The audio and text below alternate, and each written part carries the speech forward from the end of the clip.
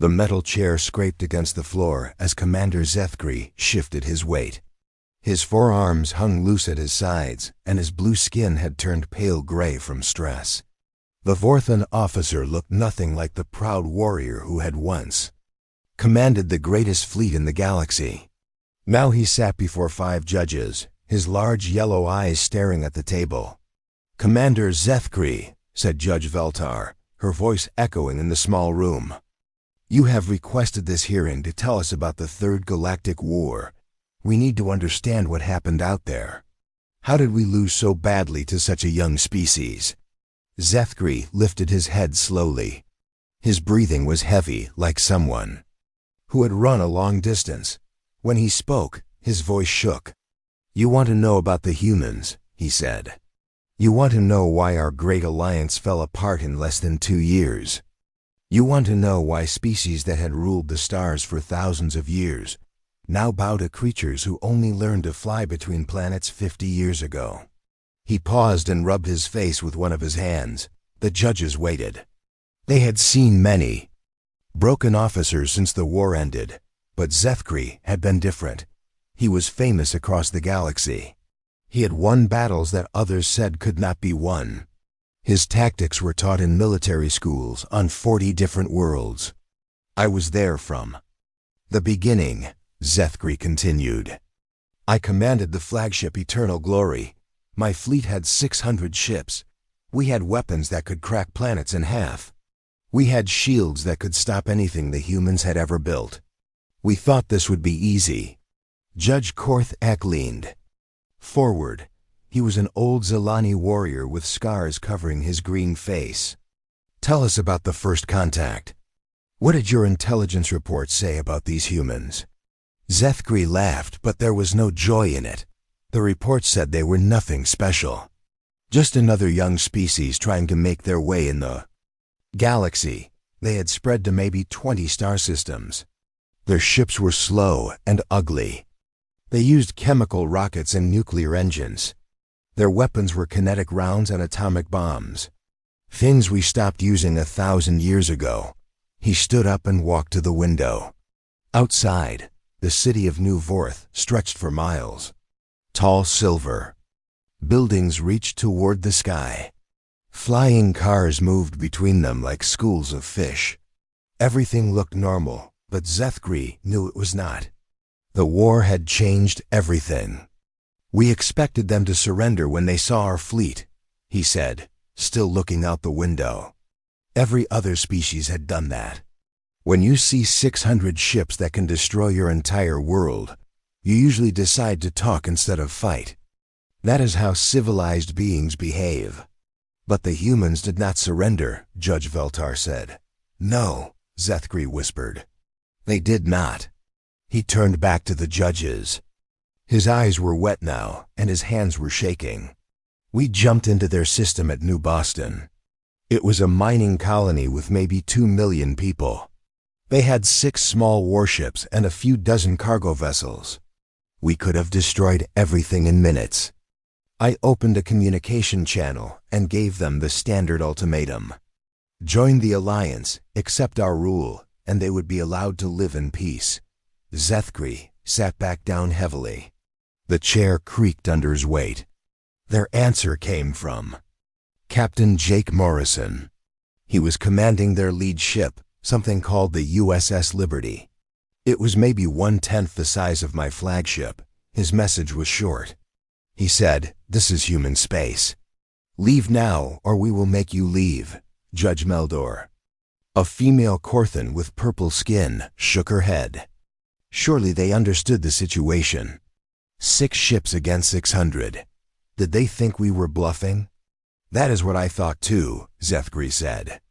"I thought they were just trying to sound brave before they gave up, so I waited. I gave them 1 hour to reconsider. I even showed them what our weapons could do by destroying an empty asteroid. I wanted them to understand that resistance was impossible." He was quiet for a long moment. The judges could hear his breathing, quick and shallow. When the hour was up, Morrison sent another message. This time he was smiling. He said, "Thanks for the demonstration.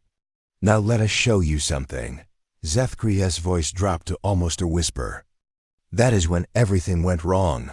What happened? Judge Veltar asked. They attacked us, Zethkri said. 6 tiny ships against the greatest fleet in galactic history. They should have died in seconds.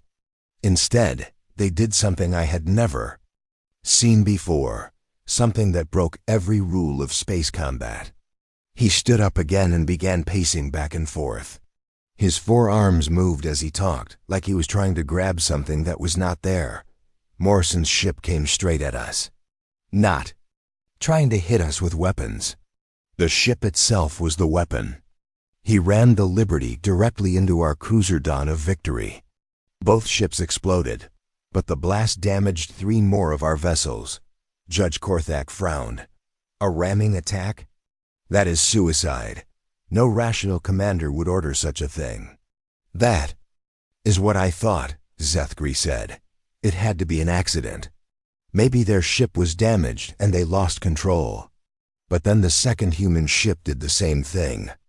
Captain Lisa Murphy aimed her destroyer right at our battleship Golden Spear. She hit them so hard that both ships broke apart. The commander stopped pacing and stared at the judges. 2 ships gone in the first 5 minutes. And the humans were celebrating. I could hear them on the radio, cheering for Morrison and Murphy. They were calling them heroes. Heroes for dying uselessly? Judge Meldor asked. That is what I thought too, Zethkri said. But they were not dying uselessly. While we were dealing with the explosions and damage, the other 4 human ships spread out. They started hitting us with everything they had. Nuclear missiles, kinetic rounds, even their mining equipment turned into weapons. He sat down again and put his head in his hands. We lost 12 ships that day. 12 ships to a species that was supposed to be primitive. My officers kept asking me how it was possible. I had no answer. The room was quiet except for the sound of air moving through the vents. Finally, Judge Veltar spoke. What did you do then? Zethkri looked up. His yellow eyes were now completely focused, like he was seeing that battle again. I called for reinforcements.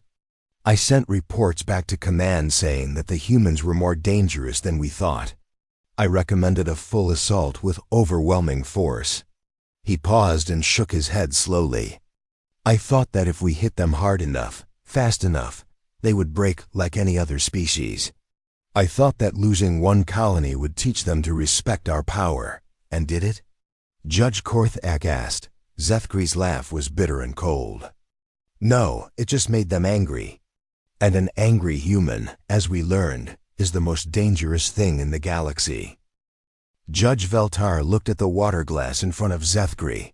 The alien commander had not touched it since the hearing began. His 4 hands kept moving, opening and closing like he was trying to hold on to something that kept slipping away. Commander, she said softly, tell us about the reinforcements. What happened when your fleet grew larger? Zethkri's eyes focused on her face. For a moment, he looked like the old warrior again. Then the expression faded, and he was just a broken soldier remembering a war that should never have been lost. Hi. Command sent me 2,000 more ships, he said. The largest fleet ever assembled in galactic history. Ships from every member species of the Alliance. We had weapons that could turn entire moons into dust. We had enough firepower to conquer 100 worlds. He stood up and walked to the wall where a map of the galaxy hung. His finger traced the human territories, small dots of light among the vast Alliance holdings. We decided to hit them everywhere. At once, 27 human colonies would be attacked simultaneously. We would capture their leaders, destroy their fleets, and end this war in one day. Judge Korthak leaned back in his chair. A sound strategy. Overwhelming force applied quickly. What went wrong? Zethkri turned away from the map. Everything. The humans had been preparing. They knew we were coming, and they had spent months turning their colonies into traps. He began pacing again. The judges had noticed that Zethkray could not stay still when he talked about the humans, like movement helped him deal with the memories. The first battle was at Kepler Station. It was supposed to be easy.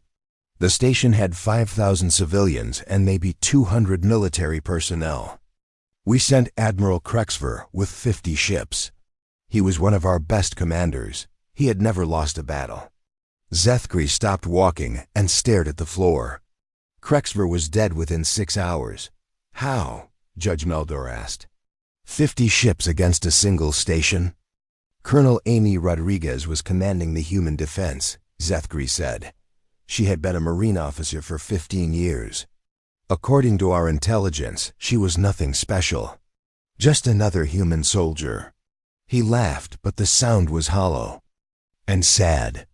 We learned that there is no such thing as just another human soldier. Rodriguez took her 200 Marines and turned that station into a fortress. They used every tool, every piece of equipment, every scrap of metal as a weapon. Zethkray sat down again. His hands were shaking worse now. When Krexver tried to board the station, Rodriguez's people were waiting. They had rigged explosives throughout the docking bays.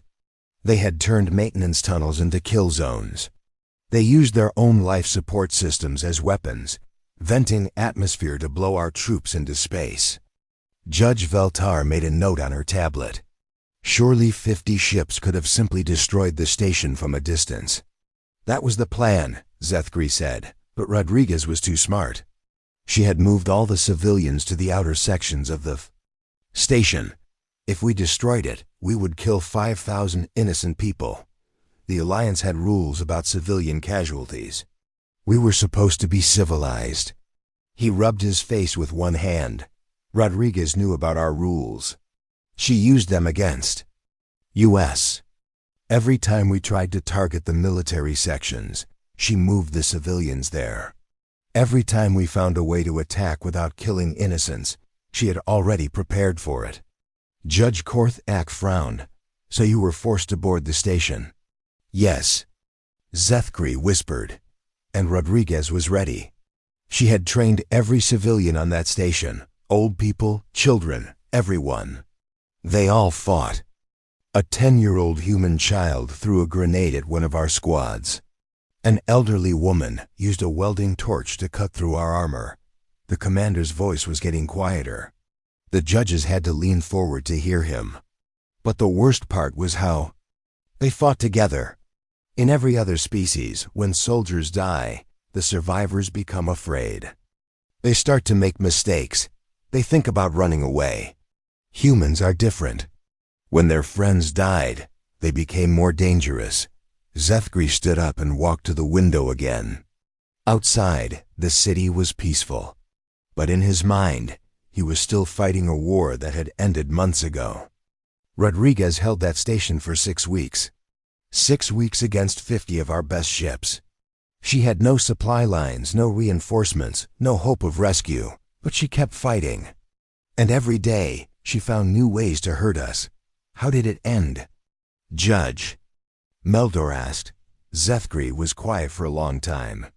When he spoke, his voice was barely audible. She ran out of ammunition. After 6 weeks of constant fighting, they had used every bullet, every explosive, every weapon they had. Krexver thought he had finally won. He turned back to the judges. Tears were running down his blue face. Rodriguez sent us a message. She said, "Tell your people that humans do not surrender. Tell them that we choose how we die." The room was completely silent. The judges waited. She overloaded the station's reactor, Zethkray said. The explosion destroyed the entire station and 12 of our ships. Rodriguez killed herself and every civilian on that station rather than let us capture them. Judge Veltar set down her tablet. That is ... extreme. That is human, Zethkray said. We started calling it the Rodriguez Doctrine. When humans are about to lose, they find a way to hurt you so badly that winning becomes meaningless. He sat down heavily. The chair creaked under his weight. But Rodriguez was not the only one. At New Shanghai, Captain Danny Brooks took a civilian. cargo ship and filled it with nuclear bombs. He flew it straight into our command vessel. At Terra Nova, Sergeant Tony Martinez used medical supplies to create chemical weapons that ate through our armor. Zethgri looked at each judge in turn. Every human colony we attacked had someone like Rodriguez, someone who turned defeat into victory by making the cost too high. We would win the battle, but lose so many ships that it felt like losing the war. Judge Korthek made a note. Surely these were isolated incidents, desperate people doing desperate things. That is what we thought, Zethgri said. But then we started intercepting human communications. They were not desperate. They were proud. They made songs about Rodriguez. They named ships after Brooks. They turned Martinez into a hero. He stood up and began pacing again. Other species fight to win. Humans fight to make sure you regret fighting them. Even when they lose, they win. Even when they die, they hurt you. The commander stopped and looked directly at Judge Veltar. After 6 months of fighting, we had captured 15 human colonies, but we had lost over 400 ships. Our crews were terrified. Our officers were asking to be transferred to other sectors. Nobody wanted to fight humans anymore. Judge Meldor leaned forward. What did High Command decide? Zethgri's laugh was bitter. They decided to end the war quickly. They ordered a direct assault on Earth itself. They thought that if we destroyed the human homeworld, the rest would surrender. He sat down and put his head in his hands. That was our greatest mistake. We thought we understood what humans would do to protect their colonies. We had no idea what they would do to protect their home. The water glass sat untouched on the table as Zethgri stared at his hands. The judges had been listening to his testimony for 3 hours now. They had heard about the first battles, the impossible tactics, the way humans turned losing into winning, but they could see that the worst was still coming. Judge Veltar cleared her throat. Commander, tell us about the assault on Earth. Zethgri looked up. His yellow eyes were wide, like someone who had seen something that should not exist. Earth, he whispered. We thought we knew what humans could do. We thought we had seen their worst. We were wrong. He stood up slowly, his 4 arms hanging at his sides. The judges watched as he walked to the map on the wall. His finger found the small yellow dot that marked the human homeworld. High Command sent everything, he said. 1,500 ships. The entire Second Fleet, most of the Fourth Fleet, and half of the Reserve Fleet. Every species in the Alliance contributed their best vessels. We had enough firepower to crack a planet in half. Judge Korthak leaned forward. Surely that was enough to ensure victory. Zethgri turned around. His face was pale gray, the color of fear. We thought so. We jumped into the Sol system expecting to find a few hundred human ships, maybe some orbital defenses. Instead, we found something that changed everything we thought we knew about war. He began pacing, his movements quick and nervous. The humans had spent 8 months preparing. They called it the Terra Defense Protocol. Every ship in their system, military or civilian, had been turned into a weapon. Cargo haulers carried nuclear bombs. Passenger liners had torpedo tubes welded to their hulls. Even small pleasure craft had been loaded with explosives. Judge Meldor made a note.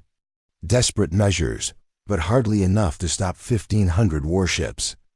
That was just the beginning, Zethgri said. They had moved asteroids, hundreds of them. Each one had been hollowed out and filled with kinetic weapons. They had turned their own asteroid belt into a weapon system that surrounded their entire planet. He stopped pacing and stared at the judges. But the worst part was their moon. They had built engines on it. Massive nuclear engines that could move it like a ship. When we arrived, they were using their own moon as a shield. Judge Veltar set down her tablet. They moved their moon?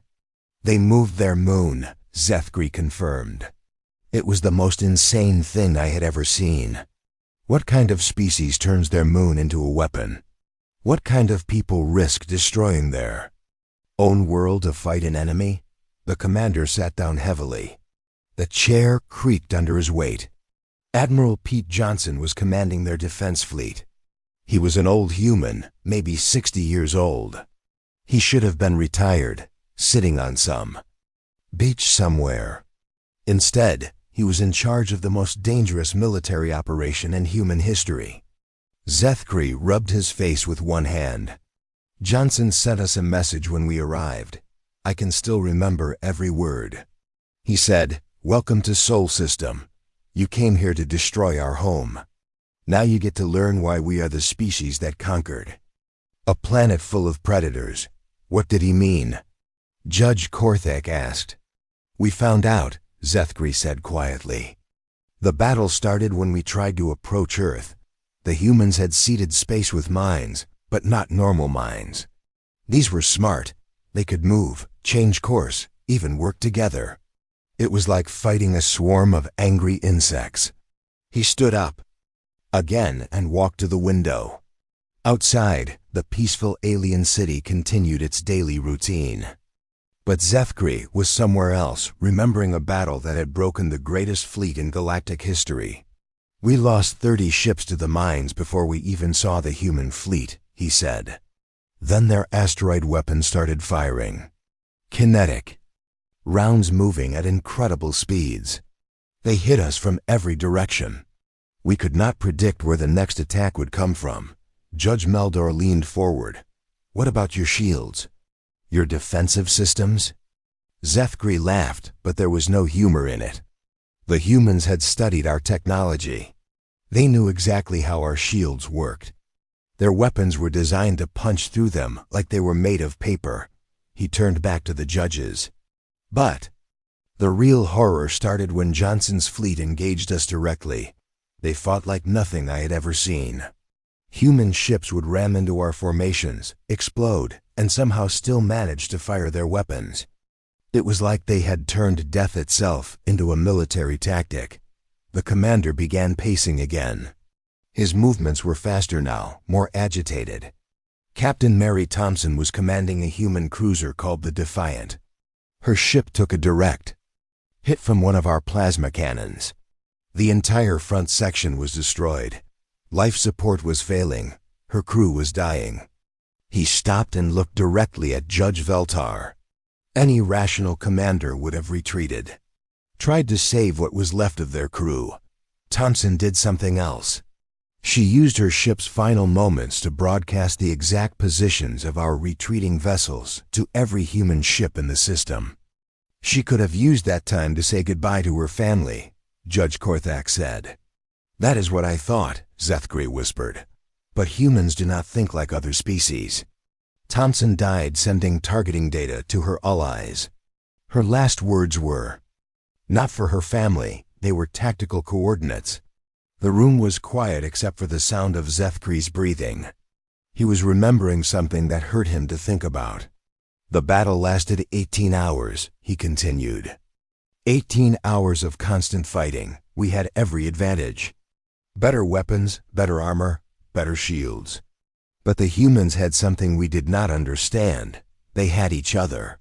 Judge Veltar frowned. What do you mean? Every time we killed a human, the others fought harder, Zethkri said.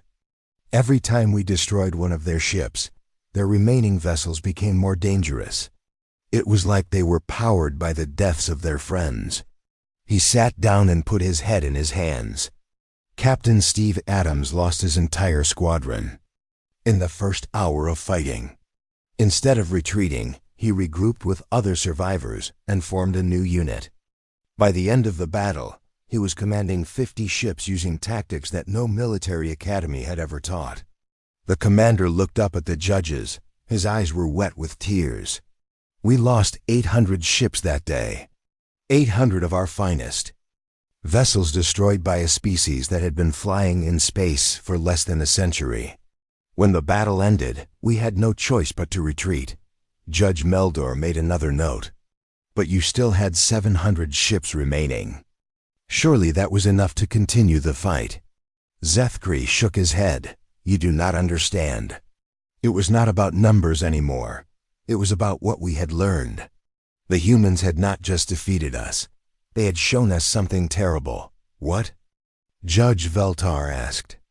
They had shown us what happens when you threaten something that refuses to be threatened, Zethkri said. The humans did not fight like soldiers. They fought like parents protecting their children. They fought like lovers defending their families.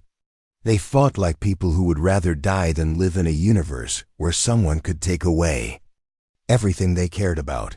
He stood up one more time. That is when we knew the war was over. Not because we could not win, but because winning would mean destroying something beautiful. The humans had shown us that there are some things worth dying for.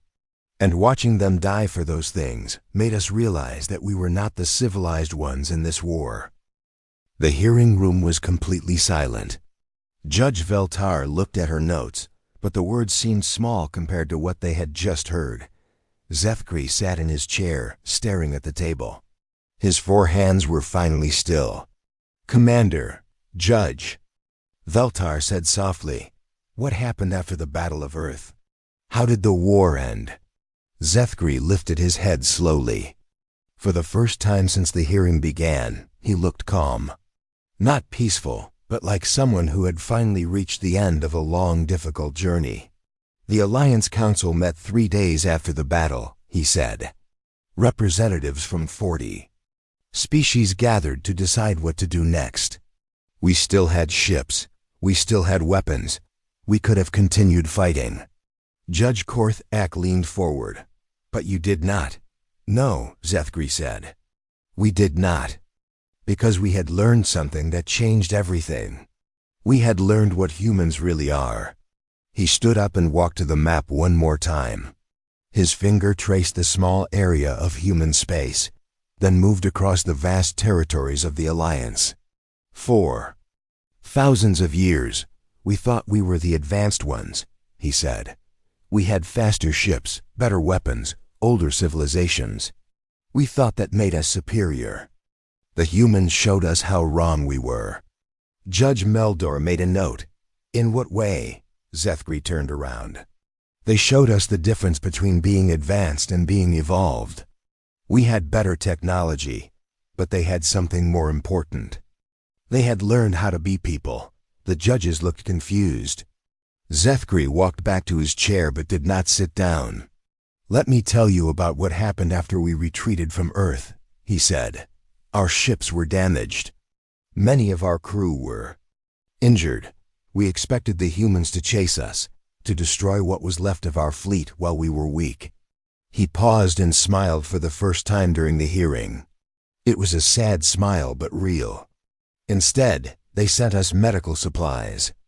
Commander Nicole Foster, the same woman who had fought us for 18 hours, personally contacted me to offer help for our wounded. She said that the fighting was over, and now it was time to heal. Judge Veltar set down her tablet. They helped you? They helped us, Zethkri confirmed. Captain Greg Phillips, who had lost half his crew in the battle, sent engineering teams to repair our ships. Major Karen White, who had been wounded so badly she needed a mechanical arm, organized food shipments for our survivors. The commander began pacing again, but his movements were different now. Slower, more thoughtful. That is when we realized what we had been fighting, he said. We thought we were fighting soldiers. We thought we were fighting an enemy, but humans are not soldiers first. They are people first. And people, real people, do not stay angry forever. Judge Korth Ek frowned, but they fought so hard. They killed so many of our troops. Yes, Zethkri said, they did. Because we threatened their families, their homes, their way of life. But once the threat was over, once we stopped trying to hurt them, they stopped trying to hurt us. They went back to being who they really are. He sat down and looked at each judge in turn. Do you know what Admiral Johnson did after the battle? He visited every Alliance ship in our makeshift hospital fleet. He talked to our wounded. He learned their names. He made sure they had everything they needed. Judge Meldor leaned back in her chair. That seems unusual. It seems human, Zethgri said. Johnson had lost thousands of his own people in the battle. His own son had died fighting us. But he still took time to care for our wounded, because that is what humans do.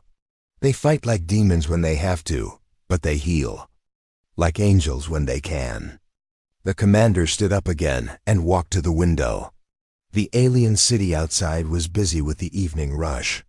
People going home to their families, their friends, their lives.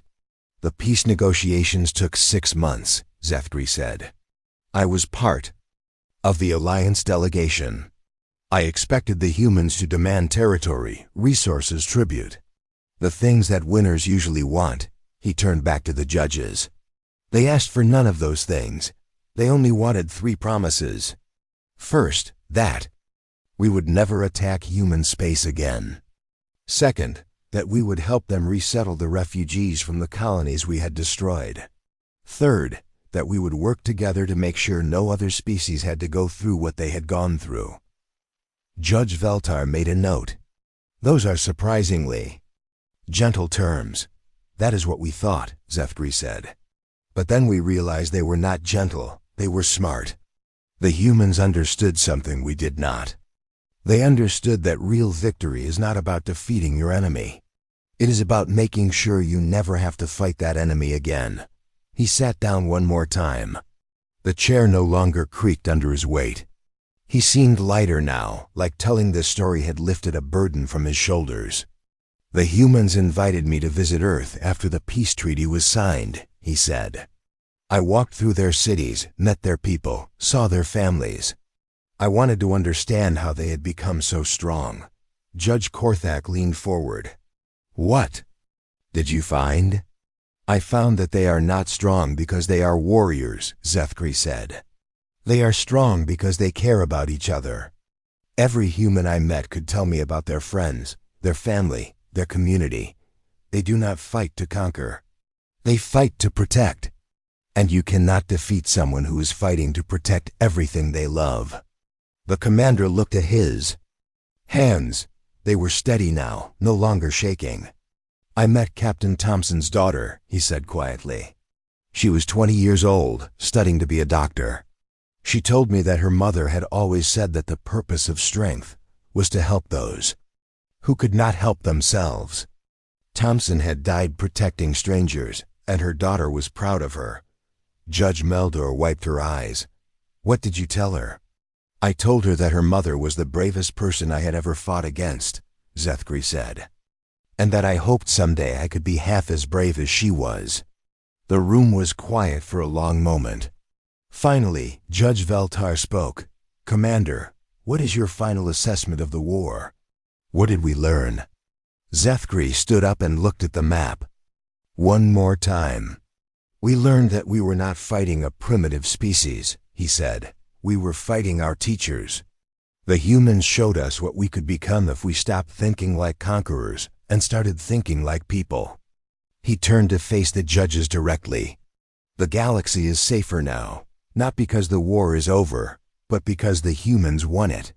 They showed us that real civilization is not about having the biggest ships or the best weapons. It is about caring enough about others to fight for them, and caring enough about your enemies to forgive them. Zethgri walked toward the door, then stopped and looked back. I hope, for all our sakes, that we never have to see humans fight like that again. Not because I fear them, but because if they are fighting that desperately, it means something. In this galaxy has gone very, very wrong. And that would be a tragedy for all of us. The door closed behind him, leaving the judges alone with their thoughts and the knowledge that the galaxy had been changed forever by a species that fought like demons and forgave like saints.